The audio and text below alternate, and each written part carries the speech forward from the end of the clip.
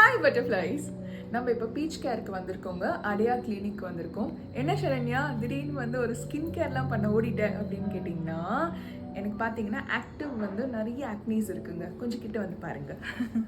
என் face வந்து இப்போ பேர் ஃபேஸாக இருக்குது. நான் பீச் கேருக்கு வர்றதுனால எதுவுமே இல்லை, ஃபேஸ் வாஷ் மட்டும் பண்ணிட்டு வந்துட்டேன்.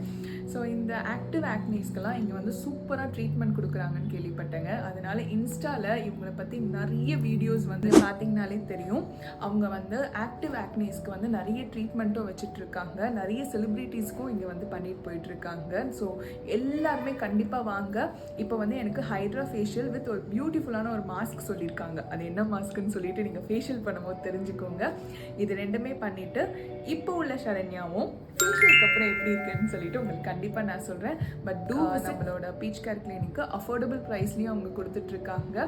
ஸோ எல்லாமே முடிச்சிட்ட பிறகு 2வது வீடியோவில் நீங்களே பார்ப்பீங்க எந்த அளவுக்கு என் ஸ்கின் வந்து பியூட்டிஃபுல்லாக இருக்குன்னு சொல்லிட்டு. இப்போ நம்ம போவோமா?